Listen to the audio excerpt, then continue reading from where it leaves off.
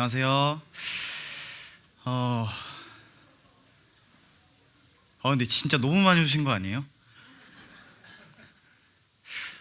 예상은 했지만 정말 많이들 오셨네요. 제가 많이들 오실 거라고 예상했는데 진짜 여기 뒤에 앉아 있는데 너무 많이 오셔가지고 좀 전까지 괜찮았거든요. 근데 지금 좀 떨리고 제가 여기서 딱 한 10분 정도 버틸 수 있을 것 같아요. 빨리 하겠습니다. 근데 그런 거 다 불문하고 오늘 여기 처음 오신 분이든 그렇지 않은 분이든 필그림에 오신 것을 정말 진심으로 환영합니다. 저는 오늘 이 자리에 제가 만난 하나님은 누구이신지 좀 나누고 싶어서 올라왔어요. 올라왔는데 동시에 여러분에게 여쭙고 싶은 게 있어서 올라온 거기도 합니다. 여러분 혹시 여러분의 삶의 만족도를 1에서 10으로 나타낸다면 혹시 몇 점 정도라고 생각하실까요? 7.8. 제가 형제님 아는데 좀 과하지 않나요? 좀 과하고. 네. 혹시 또 몇 점 없나요? 3점. 정확해요. 3점 정도 되는 것 같아요, 형제님도. 그럼 뭐 대부분 10점에 도달을 못 하시는 것 같은데, 그렇다면 어떻게 하면 10점에 도달할 수 있을까요? 진짜요? 너무 정답인데? 뭐 돈이 필요할 수도 있고 아니면은 뭐 빌딩도 좋고 뭐 여자친구 남자친구도 좋고 이런 것도 좋겠죠. 그렇다면 우리 이런 삶에 하나님께서 함께 하신다면 어떻게 될까요?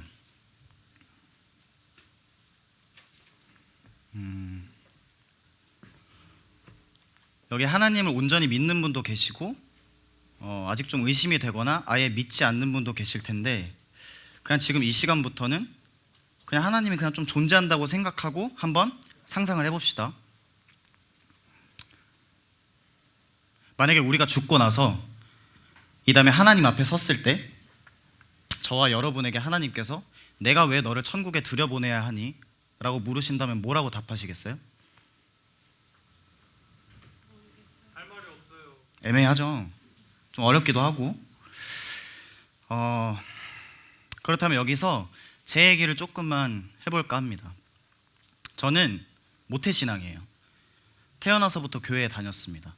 하지만 하나님에 대해서 진지하게 생각해 본 적은 없어요. 저희 부모님은 교회에서 교사로 오래 섬기셨고 저는 누나 하나 있거든요. 저랑 누나는 교회를 집처럼 편하게 생각하는 아이들이었습니다. 고로 저희 집은 하나님과 교회 안에서 화목했습니다. 하나님은 저한테 그냥 자연스럽게 받아들여지는 존재였어요. 뭐 당연히 뭐 존재하겠거니 하면서 살았던 것 같아요. 그런데 저의 인생에 첫 격동기가 찾아왔습니다. 제가 고등학생이 되던 해부터 이제 부모님이 자주 다투기 시작하셨고 제가 21살이 되던 해에 갈라섰습니다. 결론부터 얘기를 하면. 근데 너무 웃기게도 그 소식을 처음 들었을 때 너무 좋은 거예요. 이제 어두운 방에서 홀로 엄마 아빠가 싸우는 소리를 듣지 않아도 되고 집안에서 까치발로 걷지 않아도 됐거든요. 그 기간 동안 저는 겁이 엄청 많아졌고 어두워졌고 방어적으로 변했습니다. 근데 저도 고3 시절이 있었을 거잖아요. 이제 고3 때는 이제 입시를 하게 되면서 너무 바빠지니까 교회와는 자연스럽게 멀어졌어요. 근데 여기서 또 삼수까지 해버렸네. 시간이 끌리니까 교회와는 자연스럽게 더 멀어졌습니다. 근데 그 시간 동안 조금 불만이 쌓였던 것 같아요. 남들 다 가는 대학 나 왜 이렇게 못 가지? 하는 뭐 대학에 들어가지 못하는 어떠한 답답한 현실, 그리고 자격지심, 그리고 결정적으로 나의 깨어진 가정을 받아들이는 것이 사실 너무 힘들고 슬펐어요. 왜냐하면 당시에 저는 예전에 화목했던 저희 집을 무의식적으로 추억하고 기억을 했거든요. 근데 그렇게 살다가 하루는 불만이 폭발을 해서 하나님 앞에 조금 따졌습니다.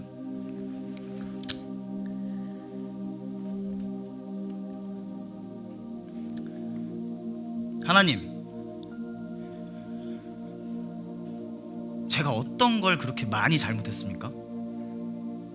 제가 뭐 복을 받지 못할 수는 있지만 저를 이렇게 깊은 지하로 빠뜨리실 것까지는 어떤 이유가 있습니까? 뭐 제가 일이 잘 안 풀릴 수는 있죠.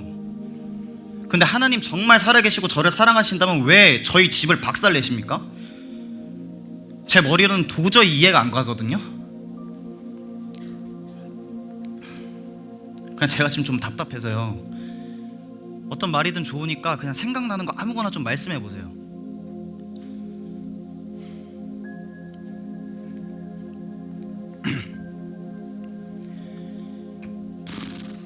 대답이 없네. 대답이 없어. 하나님 없나 보다.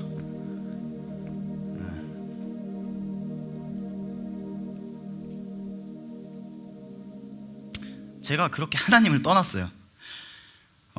저는 해답을 원했는데 하나님께서 조금 침묵하시는 것처럼 느껴졌거든요.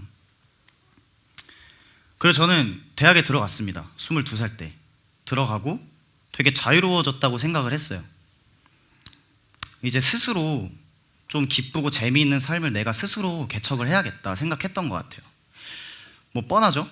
뭐 술, 담배 쩔어 사는 삶, 그리고 대학 가면 뭐 연애할 수도 있잖아요. 연애하는 설레임, 뭐 학업 중에 성취감, 왁자지껄한 하루하루가 도파민의 향연이었어요. 그치만 저는 멀리는 못 갔던 것 같아요. 왜냐하면 곧 공허함이라는 벽과 마주했거든요. 그 모든 것들이 제게 줄 수 있는 것들이 굉장히 유한했습니다. 저는 그 공허함을 채우기 위해서 허공에 떠도는 술기운과 수다가 빗발치는 자리를 찾아서 더 많이 헤맸어요. 근데 그러면 그럴수록 그 공허함과 허무함은 물에 잉크를 푼 것처럼 더 빠르게 퍼져만 가는 거예요. 그때 저는 이게 쾌락이랑 기쁨이랑 좀 차이가 있구나, 그렇게 깨달았어요. 세상에는 쾌락이라는 어떤 진통제는 있지만 치료제는 없구나, 이렇게 생각을 했던 것 같아요. 나중에는 그 공허함이 너무 커져서 사람 만나는 자체를 좀 기피하게 됐어요. 마치 뭐 좀 대인 기피증처럼.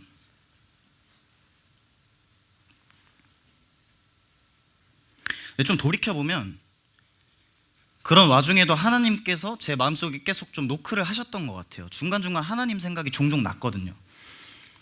하루는 하나님께서 제게 기회를 주셨습니다. 왜냐면 제가 삶이 너무 벅차고 힘드니까 제가 제 발로 집 앞에 교회를 찾아갔거든요. 그래서 여쭤봤어요. 하나님, 제가 어떻게 하면 이 마음속에 있는 공허함을 해결할 수 있을까요? 사람을 만나도, 성취해도, 선의를 베풀어도, 술을 먹고 정신을 팔아도 제 속은 늘 비어있고 홀로 공허하고 춥습니다. 제가 이렇게 갑자기 좀 불쑥 찾아가지고 이러는 거 저도 좀 민망한데 제가 어떠한 생각과 태도로 살아가야 하는지 좀 알려주세요.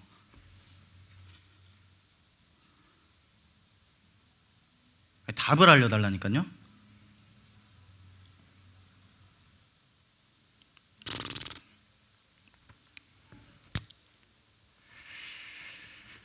여쭤봤는데, 근데 저는 사실 하나님이 답이라는 것을 알고 있었던 것 같아요. 하나님이 답이라는 것을 알고 있었는데 돌아가지를 못하겠더라고요. 왜냐하면 저는 그때 세상의 충분 이상으로 젖어 있었거든요. 하나님께로 돌아가면 내가 지금 누리고 있는 모든 것들을 포기해야만 할 것 같은 그런 부담감이 들었던 것 같아요. 그래서 저는 돌아갈 수가 없었습니다.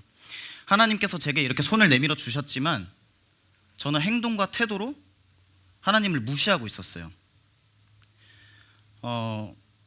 그렇다면 저 같은 사람에 대해서 하나님을 외면하는 저 같은 사람에 대해서 하나님은 어떻게 반응하셨을까요? 이것도 조금 애매하니까 간단한 예화가 하나 있는데요. 러시아 옛날에 한 장군이 있었습니다.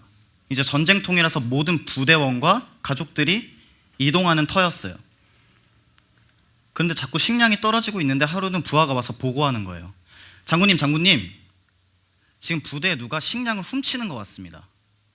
장군은 화가 너무 나서 범인은 잡히면 엄한 채찍질로 다스리겠다고 이제 선언을 했습니다.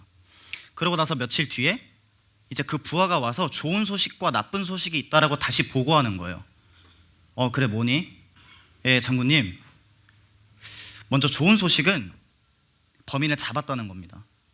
근데 나쁜 소식은 그 잡힌 범인이 장군의 어머니이십니다. 패닉이 왔겠죠. 장군은 어머니를 처벌하고 싶지 않았습니다. 왜냐하면 어머니가 너무 연로하시니까 매를 맞다가 돌아가실 수도 있잖아요. 그렇지만 만약에 원칙을 어기게 되면 군대 신의를 완전히 저버리는 행위가 되잖아요. 그래서 이튿날 마침내 그 어머니는 채찍을 맞으러 단 위로 올라갑니다. 올라가서 채찍을 맞으려던 순간 장군이 소리칩니다. 중지. 그 매에 내가 대신 맞을게. 장군은 매를 대신 맞습니다. 매를 대신 맞으면서 어머니에 대한 사랑을 실현하고 동시에 공의롭게 군대의 일을 처리하는 방법을 택한 거죠. 아마 하나님께서 이 장군의 마음과 조금 비슷한 마음이셨을 것 같아요. 하나님께서는 저희를 너무 사랑하셔서 벌하기를 원치 않으시지만 동시에 공의로우신 분이기 때문에 우리의 죄를 벌하실 수밖에 없는 입장이거든요. 이게 좀 상황이 곤란하잖아요. 그렇다면 하나님께서는 이 곤란한 상황을 어떻게 처리하셨을까요?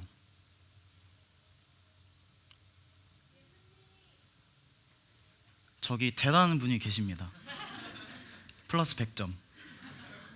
맞아요, 예수님.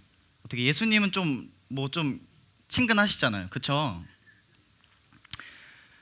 마치 그 장군이 어머니 대신 채찍을 맞았던 것처럼 하나님께서는 아들인 예수님을 이 땅에 보내시고 그 예수님께서 우리의 모든 죄에 대한 책임을 짊어진 채 십자가에 달려 돌아가심으로 그리고 다시 부활하심으로 죄의 모든 것은 해결이 된 거예요. 죄의 문제는 모든 것이 일단락이 된 겁니다. 그래서 우리가 지금 누리고 있는 이 삶이 풍성한 삶인데, 근데 지금 우리가 한 게 아무것도 없잖아요. 우리는 그럼 뭘 해야 될까요? 간단합니다. 우리는 그저 하나님을 잡으면 돼요. 저는 저의 선택으로 하나님 없는 삶을 이어나갔지만 하나님께서 다시 한번 기회를 주셨어요. 제가 아까 누나가 하나 있다 그랬잖아요. 저희 누나가 이제 우리 누나도 교회를 떠났다가 이 교회에 다시 정착하고 뿌리를 내려서 저를 다시 전도해 준 거예요. 근데 거의 2년을 얘기했거든요. 근데 여기를 2년을 얘기하는데 가지를 못 하겠는 거예요. 사람 만나는 게 너무 무서워서. 근데 말하기를 나는 너를 위해서 솔직히 기도하진 않는데 우리 교회에 내 친구들이 있거든. 근데 걔네는 너를 위해서 기도한대요. 그래서 그렇구나. 감사하네. 그리고 한 번쯤은 가야 될 것 같아 하면서 2년이 그냥 흐른 거예요. 그리고 작년에 아무 생각 없이 저는 발걸음을 뗐습니다. 그냥 계속 갈 생각 같은 거 그런 거 없었고 그냥 이제 도장을 찍으러 간 거였어요. 죽은 쥐가 뭔지 보여주겠다. 그저 죽은 쥐가 되어서 그 공간을 정확하게 버티고 오는 걸 보여줄게. 이게 제 그냥 단순한 목표였어요.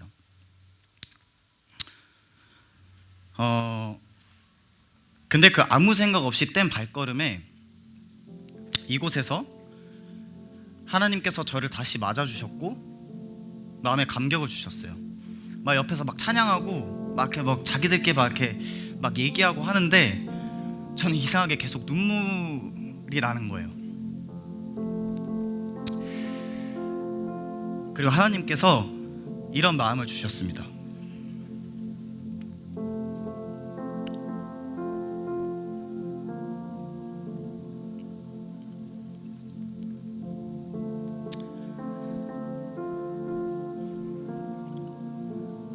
불러주셔서 감사합니다.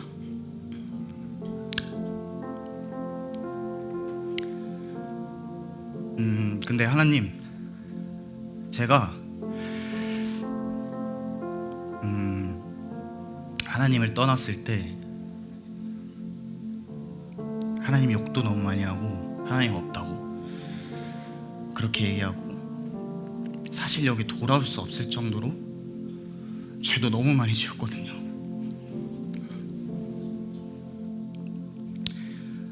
그래도 괜찮으십니까?